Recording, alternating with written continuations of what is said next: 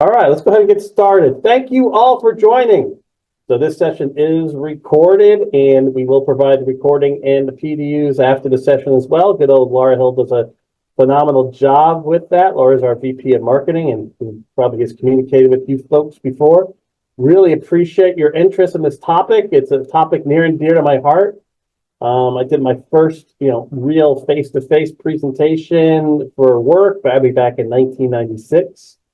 In the last 2 years alone, I've done about 200 presentations. Yes, 200 presentations. It's kind of crazy.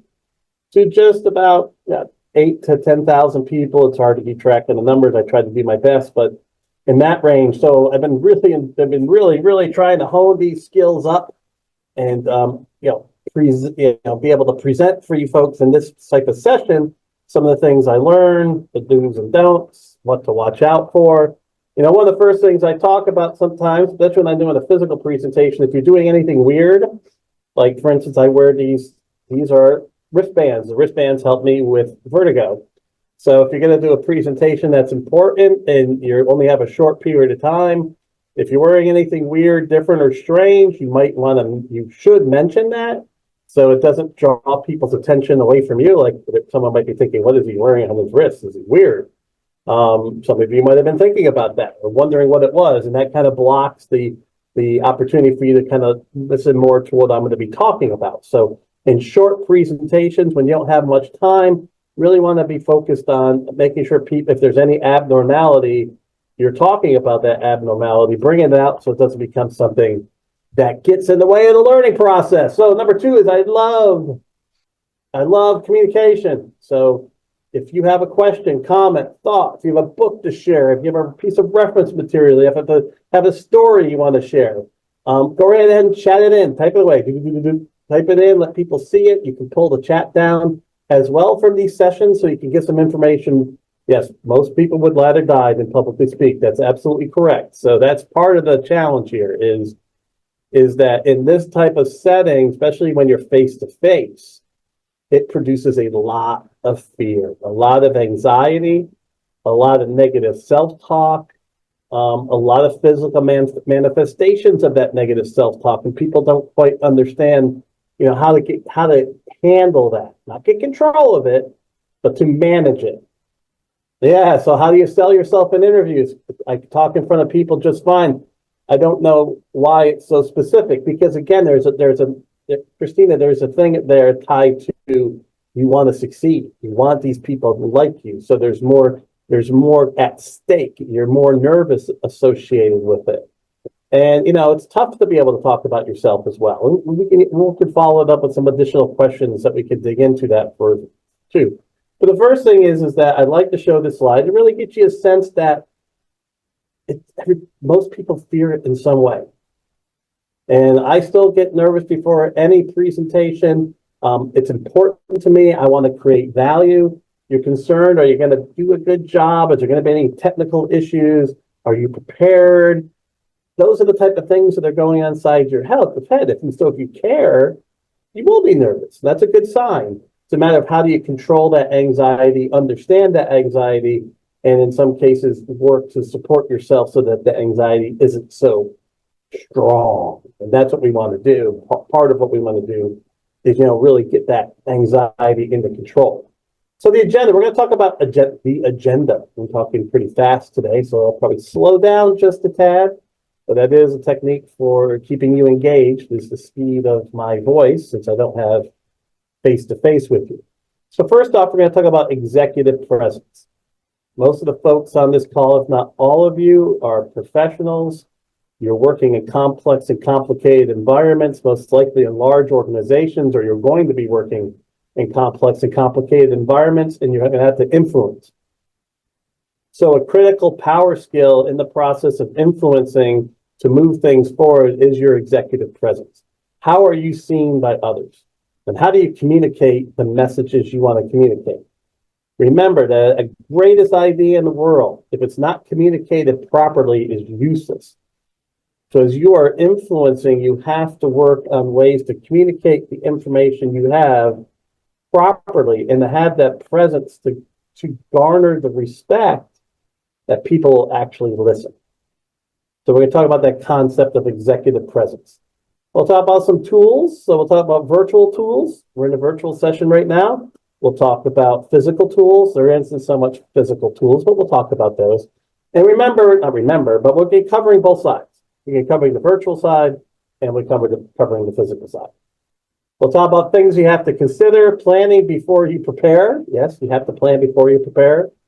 Your preparation, some tips, tricks, and tips, tricks, all that good stuff for presenting itself. What do you do with your hands? What do you do with your eyes? The delivery, dealing with problems during delivery. We'll have some fun with impromptu speaking and a little bit on storytelling, but nowhere near enough that you're going to have any real strength in that area. I just want to fire you up a bit to go out there and start looking at ways to build your storytelling skills.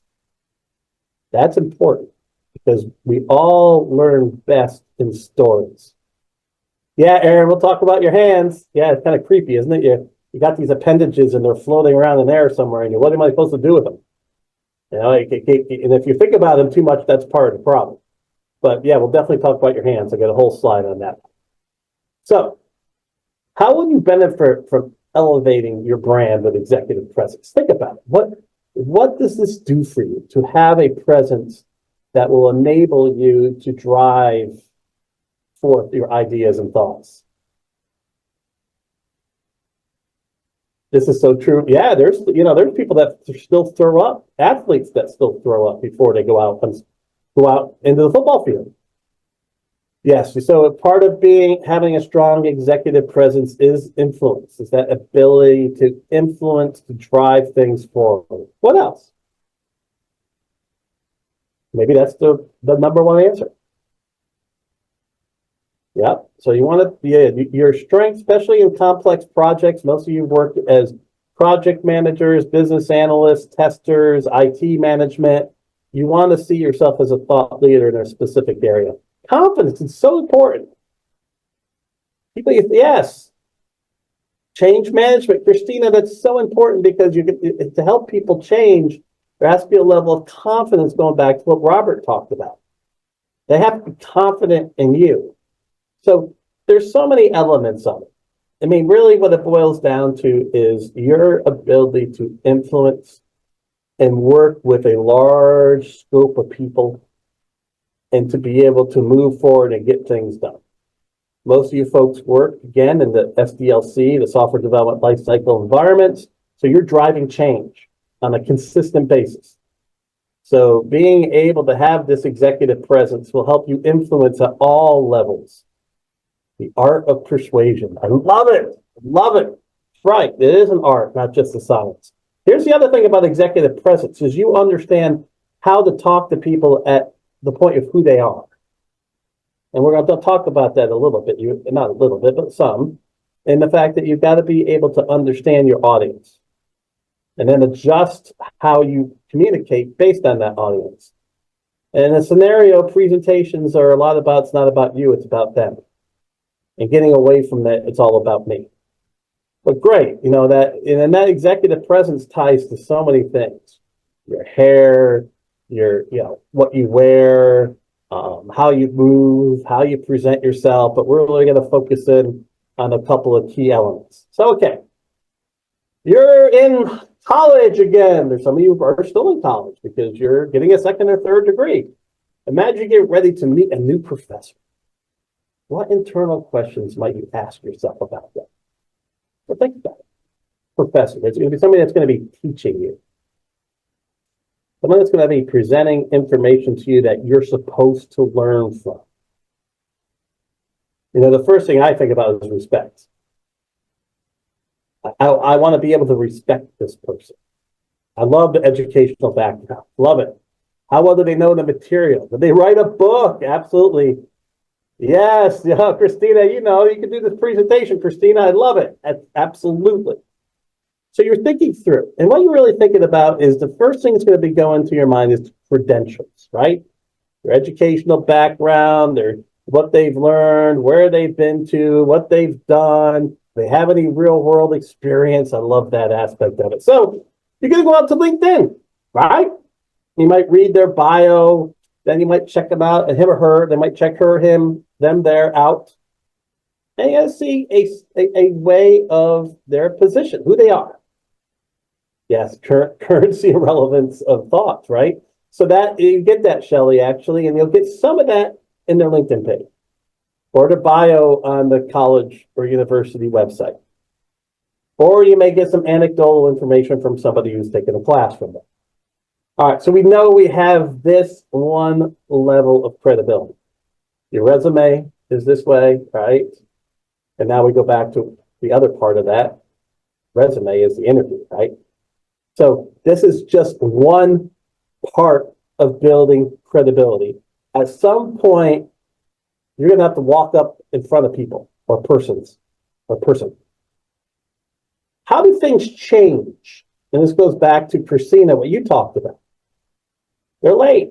I was going to come in here with a t-shirt that said Rock and Roll Hall of Fame or some crazy thing like that. I was going to come in with my messed up hair. I was going to have some fun.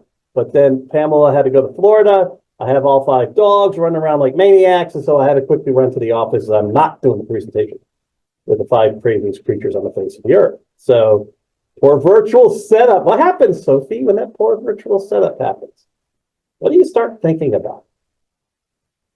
They couldn't give good answers to your questions. They're using a lot of filler words. And the reason I'm starting here, not just at the techniques, is I want to reinforce how you think. Because everybody's thinking that way. They are. They're thinking about this. When you do this, they're thinking about you this way. Here's the problem. All right. A little bit of scientific data. This is a slide from my friend Tommy Ray. You know, we have we have 3 presenters talking about a business idea. We have 24 angel investors evaluating on both presentational skills. They're watching the presenter, they're listening to the presenter, and then, of course, the business plan, the financial documentation. You lose confidence in them. That's right, Juliet. You base your opinion and get sidetracked, and you lose that information. Then run the shorter this process, the shorter time you have it, people, the worse that is. He once dropped the class because the professor said, like, I love that. So here's these angel investors. This is money. This is cash money, right? They're going to give these people cash money. What they look for? Vast majority, 80% evaluated just on the presentational skills. More so than the business plan, the details in the business plan. I don't know how many times I've seen this in corporate America. For sometimes good and sometimes bad, right? So your idea, even if it's not quite put together, can be driven forward with strong presentation skills. And here's a skinny. I know that sounds manipulative, and part of this is manipulative, excuse me. And part of this is frustrating because what happens to people who put all the data together, even though it's a better idea? That's what I call reality. We have to understand that the idea is only part. If you know anything about communication, we know that 60% of communication is body language, 30% of the communication is the tone of your voice, and only 10% of communication is the actual words you say. Oh, it was a joke. I wish you did that. That would make me laugh. I love that. So your speaker credibility is not static. You have initial credibility. And then you have derived credibility. So this is partly your reputation. Reputation based on multiple times that you've presented or having contact with people. And ultimately you bring to the table your total credibility. This is your background, what you've learned, the knowledge you bring to the table, plus how you presented that information in multiple areas. So what you really want to think about for yourself right now is what did you think? How would you rate yourself on a scale from like as it relates to your terminal credibility? Are you increasing that credibility or are you decreasing that credibility based on the stuff you're doing? Your evidence unpresented, your clear what you presented, your clear organization, the connection with the topic, your inspiration, your ability to fire people up a little bit. Anyways, that's what you want to be thinking about with this. So the first thing we're going to do is we talk about tools. Virtual tools. I could spend forever on this slide. I'll probably spend 3 to 4 minutes. First off, microphone. By far, the worst thing you can do is have a poor or weak microphone. Because most of my interaction is going to be with the tone of my voice in a virtual environment. I could do this presentation with my video off, and I feel pretty good that I get the same level of engagement. Because I have only so much of my body to move around here. So my body language isn't my primary tool. Microphone. If you use a laptop, that microphone, that laptop, el stinkos, whether somebody told you or not. And I don't represent, any of these microphone manufacturers at all. I represent your brand. And your brand was weakened with a poor microphone. That's number one. Christina, you're so good. I love it. Yes, it was. That was with DALL-E/ChatGPT-4. I was waiting to see who would say it. Excellent job. So, number two, lighting. Lighting, especially if you're in a bedroom. A lot of us have to use a bedroom as an office, and the lighting can be horrible. What you want is lighting coming to your face. Well, I have two things hit me in the face right now. I have a little lampy here that's for something, kind of mood lighting, helps me with my mood. And then of course I got a ring light over here, and you might be able to see some of the adjustments in the color of my face with my ring light as I move it around to 3 different settings. So light coming into your face. Yeah, the glasses thing is a problematic, Sophie, and there really is it's a challenge. So what I try to do, I do sometimes wear my glasses lower. I sometimes get a little bit further away if I can. But it's really that's a tough thing to work through. Sometimes you get your anti-glare glasses. You can look at that as well. But yeah, it's a great point. But it's better than having a dark face. Not a dark face, but just being covered in a veil of, it just makes you look like you're not prepared. From there, your background. Yeah, you just have to watch out for your background, because guess what? People are judging you for your background. It just is what it is. They're going to look at certain things. You can see this on news reporters when they're doing virtual sessions. They have their books set up a certain way. They're presenting their brand out to the world. So your background, third. What background are you working in? Working within, because you're going to be judged based on background. So you can see very nuanced, very simple changes. Like someone moved from one location to the other, and everybody's, oh, where are you calling me from? Virtual backgrounds are great. Can be very positive. You do have to have the right processor. You have to watch out for some pixelation. And we got to watch out for the visible hand coming in if somebody's delivering you a sandwich. One of the funniest stories I heard in a virtual presentation where somebody got delivered a sandwich while they're presenting, and there's a virtual sandwich come alive. So if you put a plant behind you, you're actually viewed as smarter. Well, Christina, that thing on the plant is interesting, because I always tell people if you can take care of a plant, you can run the company. Very similar. You got to water it, you got to feed it. Sometimes you have to put fertilizer on it. Sometimes you have to trim it down. So plants are great too. I mean, the key is it should be about you. Just know that people are looking at it. So microphone number 1, face lighting number 2. Number 3 is your background. From there, you can work it. I mean, no, the camera situation can be problematic, but most laptop cameras suffice. You just want to lift the camera up so it's not looking through your nose. But remember, you're going to be judged in that environment. The shorter the time frame, the more judgment occurs. Simple as that. More questions pop up. You don't want to make it so antiseptic that, then they're thinking you're calling you from some type of hospital. And you don't want to make it so crazy that they're being totally disrupted by that. And a lot of people go to virtual backgrounds, and virtual backgrounds are pretty cool, right? So there's a lot of cool things you can do with them, and sometimes they look really nice. The problem for me, though, is I just get uncomfortable, as you can see, with the pixelation that happens. We'll keep this virtual background on for a while, and as we keep going, yeah, enjoyment. I definitely don't want backgrounds of motion. Absolutely. All right. What about your physical tools? So first and foremost, have your slides everywhere. On your computer, on a jump drive, on 2 jump drives, sent to somebody beforehand. So if you're doing some type of, more major lunch and learn scenario, having multiple places where you have that presentation is so important. Because I watched and horror people who have lost their slides and then they can't present. So the other piece about physical is, can you do the presentation without slides?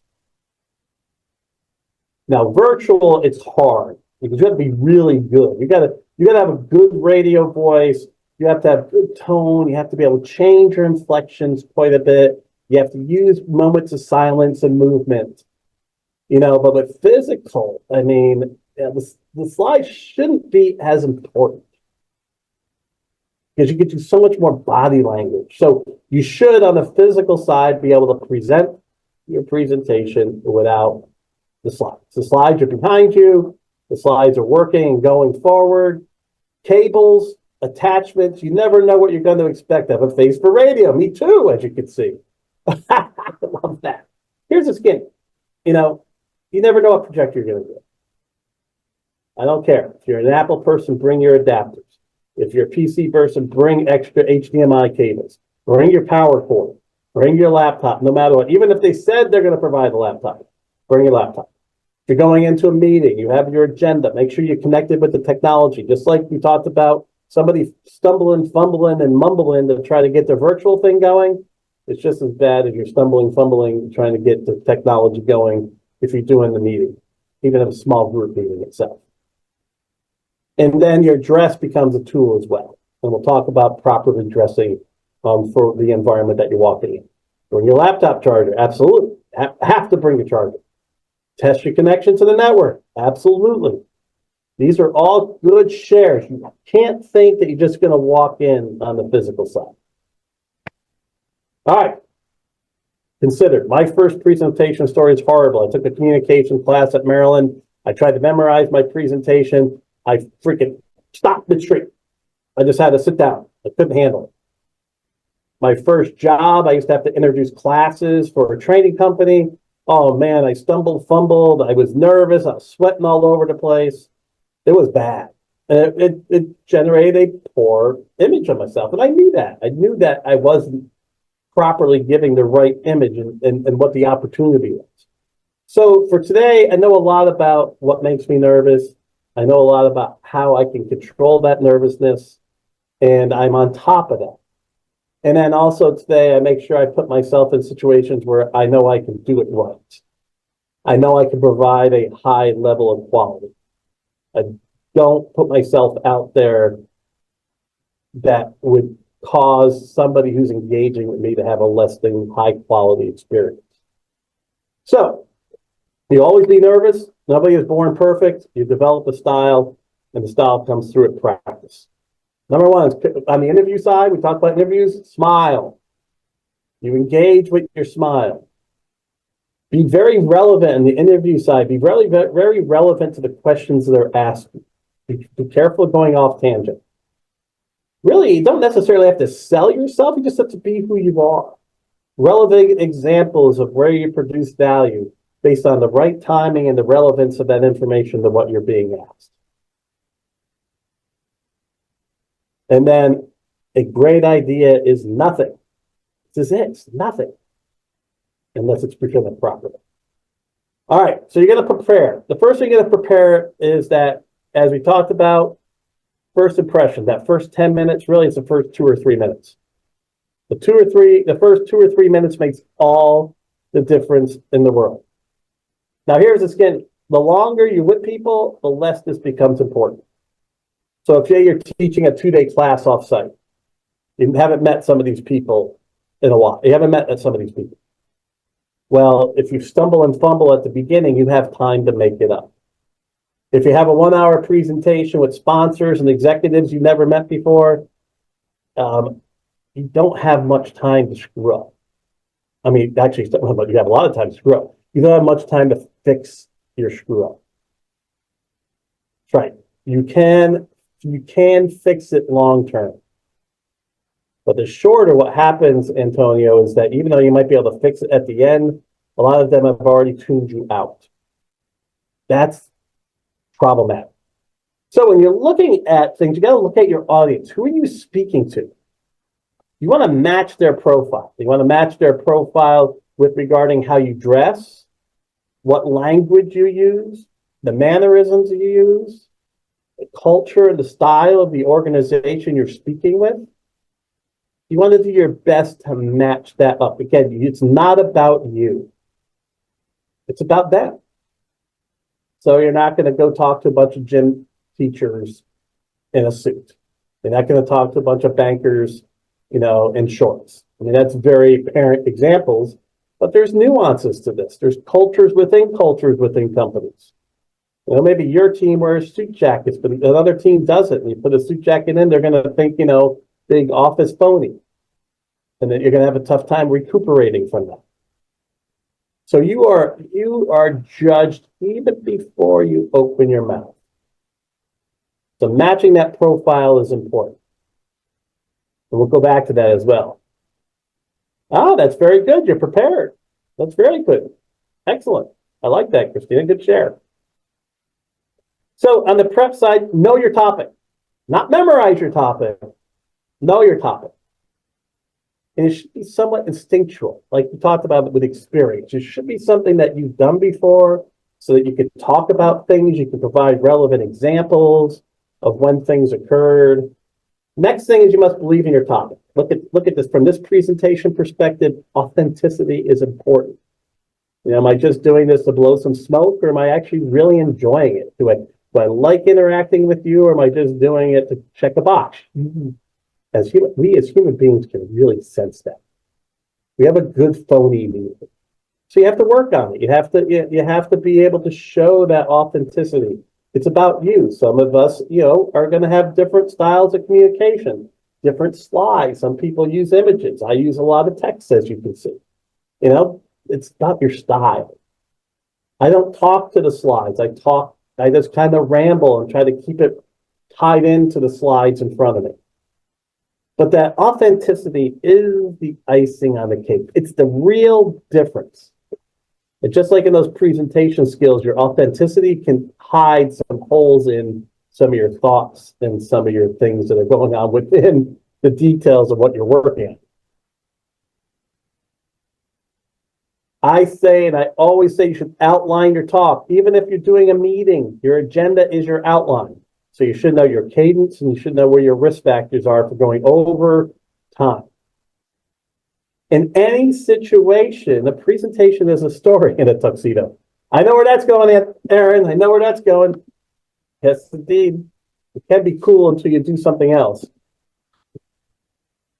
So you should have an outline. An outline should be telling a story. I mean, I'm not a big fan on this whole idea of presentation, and then you have your presenter notes on another screen. I think it ties more towards someone reading than really engaging. So that's one thing you want to be thinking about. But sometimes you need notes. So if you're going to do presentation mode, just keep the notes high level and talk through each one of your anchor words. You want to get into anchor words in a second. If you're going to work on 3x5 cards, I'd like to love all the conversation going on. This is fantastic. Yeah, I don't think the lecturer was wearing a swimsuit. That's going to provide a great, you're going to remember that as you did. Anyways, 3x5 cards, they can work. Just don't talk into the cards. Don't, you can use them as something you go back and forth with your eyes. And don't go back and forth too much or you look like a tennis match, right? And then the thing with any type of presentation, it's about practice, practice, practice, practice, practice. And you should realize that no one presentation is ever the same. Ever the same. You don't want it to be the same. Each presentation is a story in and of itself based on the audience members, based on their interest, based on some questions that the audience is asking. You might take me off into a ramble somewhere, depending on what you presented in your questions, which is valuable. That's what you want. We're continuing. So in your outlines, look for your anchor words. Words that are going to solicit your memory, not solicit your memory, but are going to ignite your memory so that you can go and start to speak. The least number of words to jog your memory. That's why a lot of people use the images, and that image jogs an emotional response, and then they want you to get the emotional response from the image, and then they start talking through that. I like the structure better because I think it keeps the audience on structure with some notes. It gets them grounded in some things. But I use my outlines as my anchor words. I'll use the headings of the titles of each slide as an anchor word. Ah, good point, Aaron. So think about your anchor words in your presentation. What's your ultimate thing that you're trying to come across with? And then how are you going to reinforce that with these anchor words that then you can expound on? That helps a lot. Then from there, language is so important. You're going to be judged on the words you say. So for number one, the newspaper is written in a like 6th to 7th grade language vocabulary. 6th to 7th grade vocabulary. There's a whole game out there called Business Word Bingo. I don't know if any of you played it before. What is that? Why is that game a game? Why is it fun? Maybe somebody's doing it to me right now, which would be fantastic. I just haven't used strategery yet. So hopefully someone's got a box using strategery. If you ever played Office Word Bingo, try it out. It's a lot of fun. The key is that we want to watch how we talk to people.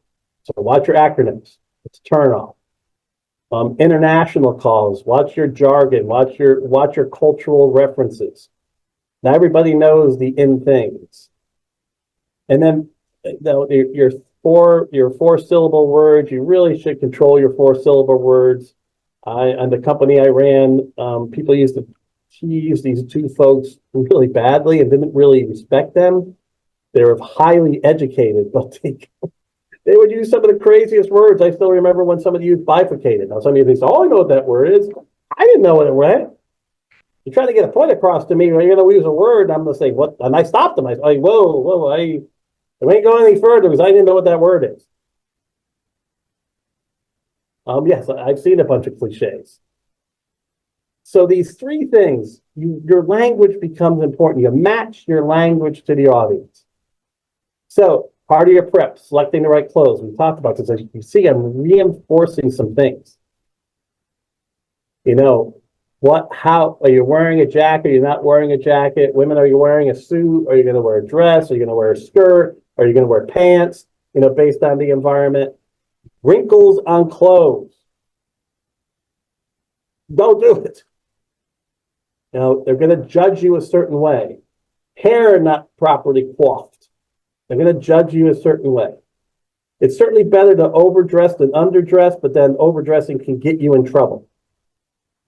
The shaving is important. You know, some people have a beard, that's great. Maybe you have some type of scruff that you manage, that's great as well. Some people can't shave because of other physical things associated with their face. But if you can, it's helpful.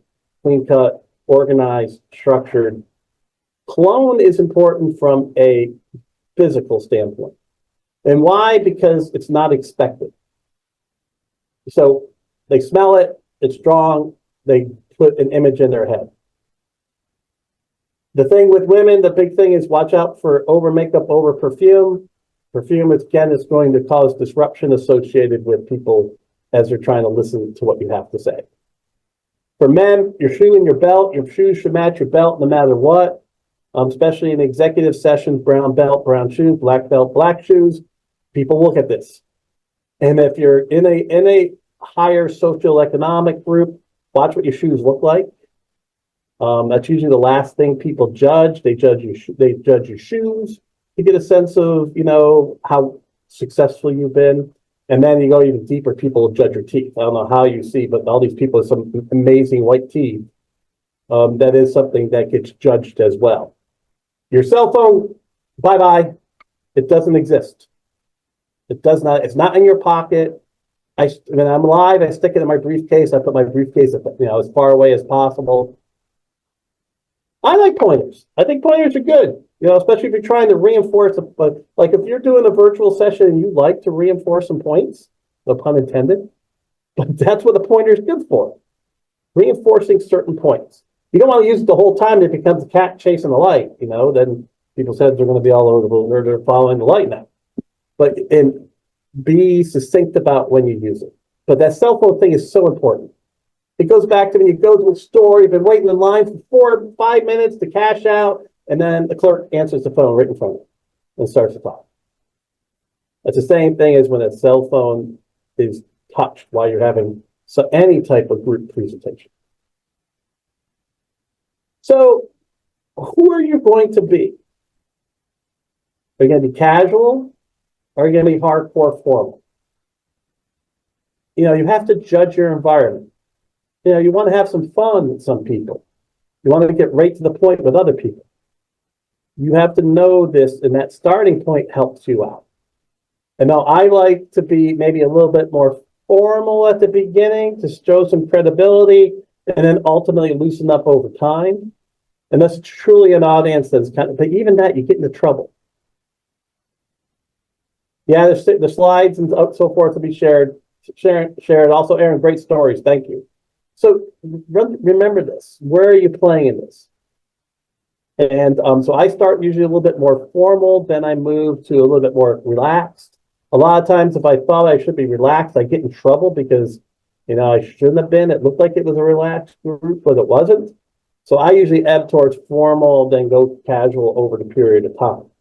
But each one of us is going to have a different style based on the audience itself. And remember, if you've been with a group for a while, say you have a project team, you've been meeting with that project team, you know darn well if you walk into that team too formal, they're going to think something's wrong. So the deeper the relationship, the more casual things should be, unless you have to deliver something very, very important. And that helps because then you can walk in more formal, more straightforward. You're going to make a definitive point. That's why people slow down when they present a lot of times. They're trying to make the point.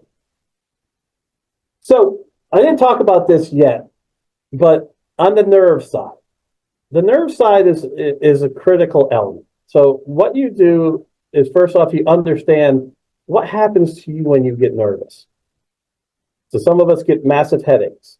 Some of us get brain fog. Some of us have heart palpitations. Some of us have chest pains. Others of us have stomach, intestinal issues, including going to the bathroom. Number one and number two. Knowing that is important. So as I started seeing myself, I realized that, I get a little brain fog. I had a lot of brain fog when I was really nervous and have a lot of intestinal issues. So the first thing is I try to understand that brain fog is going to impact my ability to present the information. But on the bathroom side, I'll get to the 7, 4, 7, 8 in just a second. On the bathroom side, I made sure I knew where the bathroom was. I went to the bathroom beforehand, and then I went out. So I didn't hide from it. I didn't try to push it away. I actually understood it. And as the more I understood it, the better I could control it. Well, if you look at anything around anxiety, one of the issues of panic attacks and anxiety is a lack of oxygen. You start losing a level of oxygen, you start panicking, and then that could draw up hyperventilation and mini panic attack. So what you want to do is you want to get in that air. So breathe in for 4 seconds. Hold for 7 seconds. Then breathe out for 8 seconds. So 4 seconds in. Hold for 7 seconds. 8 seconds out. Do this 10 times, do it 5 times. It'll slow your heart rate down. Once your heart rate gets slowed down, that will help with some of the brain fog. Your cortisol level will go down, your adrenaline level will go down, and that you'll feel more relaxed. Very, very good to do it right before you start talking. But remember that your issue with anxiety has a lot to deal with the breath, with lack of oxygen. Superman pose. James, I don't know where that's coming from, but if you need me to elaborate, let me know. It's pretty funny. So the last thing is controlling your anxiety is your negative self-talk. You got to know, you should know what you're saying to yourself. What are the negative things you're saying to yourself? How are you saying those things? Most cases, you're saying, I'm not good enough, I'm not smart enough, I'm not well prepared, I don't know this topic well. They're going to make fun of me. I'm not going to get my point across. There's a lot of negative self-talk going on in there. On the interview side, we talked about the interview piece. You're really saying, I'm not good enough. I'm not prepared. I'm not going to hire me. I'm not. All that negativity is driving into you, and it's going to start to come out as manifest itself physically with stress. And that stress, headaches, heart palpitations, stomach issues, racing heartbeat, the fog, the brain fog. Deep breaths. All right. Now the skills, your hands. Virtually, your hands can be important because you can use them as part of a body language situation. So you can make gestures, you can make points, you can point out certain things. You might even want to point to the screen and say, oh, that's that one point right there. So you can use your hands. Don't even think about them. The key is just to let them do their natural thing. The more you think about them, the weirder it's going to feel.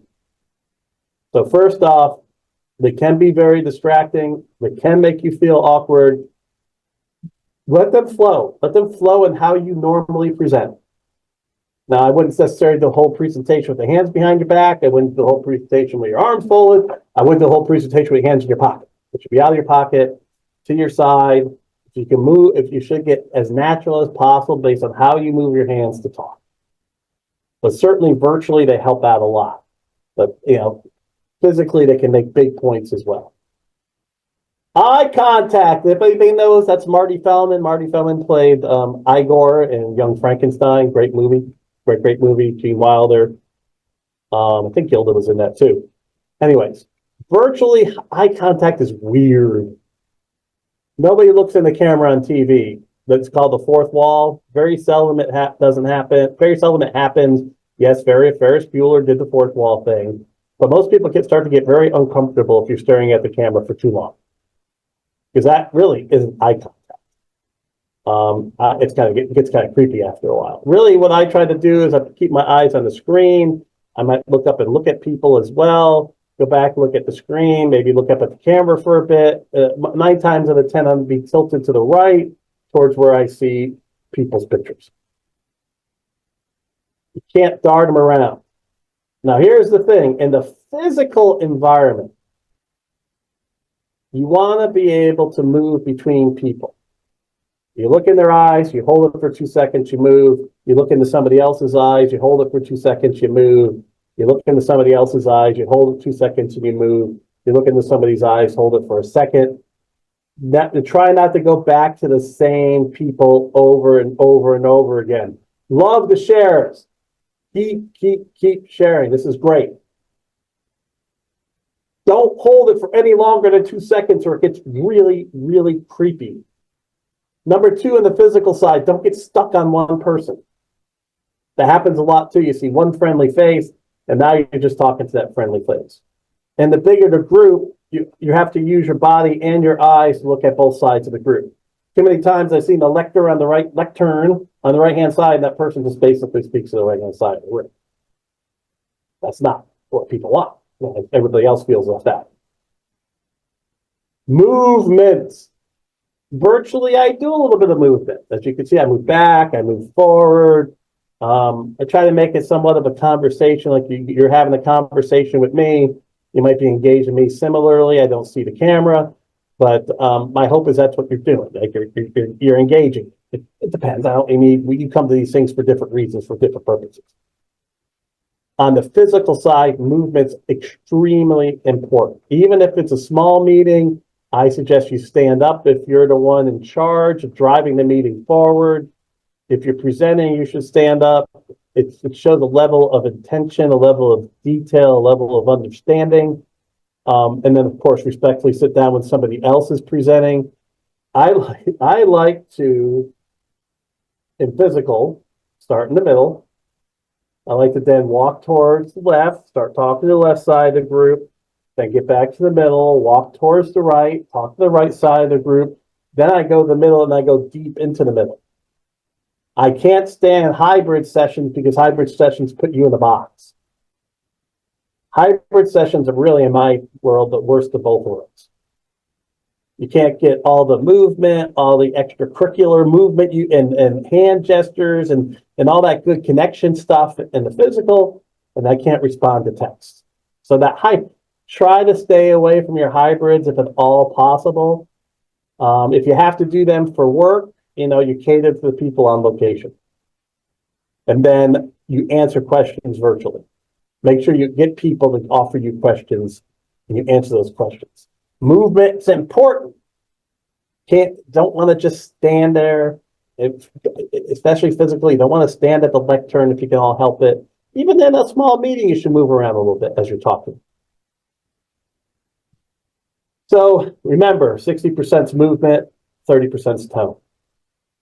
The virtual, this is your tool. It's all about the tone and the speed. How fast you talk when you're really trying to dig into something, you're going to get as much information as you can and realize how important it is, to slowing it down. Look at from 0 to 5. You have that number 3 presentation voice. But then sometimes you want to slow down. And you really want to dig into that word monotone. Monotone. Kiss of death. Kiss of death. When you read script, you can become monotone. You're not an actor or a newscaster. They have to practice how to do that well. That's a worse scenario. So from my standpoint, questions, any presentation I'm going to do, I want questions throughout. And then I should have the skills to manage, when I attack that question or how I attack that question. And then, of course, questions afterwards. Because you want them as engaged as possible, man, right? I got those folks in there, their idea pops up and they want to share it. Share it. That's why virtual is better than physical. Virtual is better physical because you have an idea, you can share it. Boom. Look at Christina just shared it. Women can be considered less credible. Your voice tends to go up at the end of sentences. Great. Christina just added value to what I'm talking about that I couldn't add. That's why I love virtual so much more, because you got that instant of being able to share information. So, and then of course I want to answer questions after, and I try to stay to be the last person, especially if it's physical. I'm there to the bitter end. The bitter end. Thank you on that, Christina. So we talked about words a lot. Just realize your words tell who you are. I can play with some grammatical poorness because of my inspiration, my energy, my passion, but I can't get away with it too much or else I'll lose my credibility. Big words can be really cool, but then too much, you're going to lose your credibility. No problem. You'll get the recording. Thank you. Watch the fancy words. That affects your authenticity. You tell your audience, your presentation to your audience, Rob, by understanding your audience. So if I was doing this for salespeople, I'd have a lot different examples, a lot different tone than if I was doing this as I'm doing this now for project professionals. I would have a different slides and different ways I would talk if I was doing this for executives. Yeah, what you want is clearness, Christina. Clear and direct. I want clear and direct. I want to get the point across. I'm not about here trying to sell who I am with my big fancy words. I'm here to get to the other side. I'm here to present some ideas that hopefully you can be better at doing this. You'll find 1 or 2 tips or tricks that'll make you feel more confident. WW, I like that. Yeah, WWW. So posture, it's a sign of disrespect. It's a sign of lack of interest. I've seen presenters sit. I've seen the teacher sit the entire time they taught a class. It drives me absolutely crazy. It's something you have to watch out for, especially in meetings. So as you're doing your meetings, you got to watch your posture, watch your body language signals, because it can definitely turn people off. And then, of course, expressiveness. Not all of us are all, the charismatic P.T. Barnum type characters, but that smile, that genuine interest, the fun aspect of it. Well, that's contagious. That gets people involved. It can cover up a very lackluster amount of information. Inspirational speakers can overcome initial problems better. So if you had some major initial problems, you reference it, you hit it, and then you get as inspirational and fired up as possible. So you want to focus on your fluency. The message is right. You're saying it clearly. You're showing it with your body language, and you're working through the derailers. What do they hear? How do they see what they're hearing? How are they thinking? And what will they remember? Enthusiasm is contagious. That's really, if you come across with just that very statement, it's a very powerful win for me. So physical, be there early. If it's a conference presentation, be there an hour early. As people are walking into the room, greet them. Like if I'm even doing a meeting, and I'll greet people as they're walking into the room. That's what I try to do with regard to the startup of this session. Just trying to engage that you exist. Gauge that people are important. Well, and anything with NVIDIA is magic at this point. Thank you, Skip. So during delivery, start on time, end on time, which I'm working hard to make sure I do that for you guys. I didn't tell you, folks. I didn't tell you how many slides, but I think it's like 31, 32 slides. I should have done that. Always thank people. Thanks for coming. Thanks for taking the time to listen. Whether it's a one-on-one meeting, hey, thanks for your time. Whether it's a meeting that you normally do, hey, folks, thanks for taking the time. Say thank you. Form of executive presence. Not all about you. If you only do two things, you're engaging the audience with that inspiration and you're being authentic. At least they know who you are. Thank you for coming. Thank you for listening. Thank you for your participation. I really appreciate that. So, you're going to have to deal with rudeness. You're going to get too comfortable sometimes. How do you handle questions? How do you handle mistakes? Handling your emotions, conquering your fears. We talked about conquering your fears. Oxygen, number one. Controlling the self-talk, number two. And then knowing the outcomes of your anxiety with regard to how it affects you. You're going to have a headache, take your right headache medicine, et cetera, et cetera, et cetera. Handling your emotions really becomes, it's not about you, it's about them. So if you start thinking it's about them, handling, and then Christina, I'm going to have time for questions, so we'll ask Rob to put that question back in. I don't remember it. Handling mistakes, you are honest. You made a mistake, and people can see it. You're honest about it. If you made a mistake and how people don't see it, then you don't need to bring it up. Getting too comfortable can be extremely dangerous. A bad word will come out of your mouth. Something you did not mean to say if you get too comfortable. That could put you in a nasty situation. You should always make fun of yourself and yourself alone with humor. There's no jokes unless you're teasing yourself. And then, rudeness, you point it out, you try to work with it, you ask them to stop, but that's a hard one. How can presenters effectively convey complex information concisely without sacrificing audience comprehension in today's fast-paced environment? Okay. Simplicity, relevance, and timing, Robert. Simplicity. Everybody can make things complex. A really smart person can take complex things and make them simple. So what I like to boil down complex things is it saving money? Is it making money? Is it keeping you out of jail? Then how are you going to save money? How are you going to make money? And how are you going to keep everybody out of jail? Relevance. You don't have to tell everybody how the sausage is made. Maybe this is a value presentation, so you focus on the value.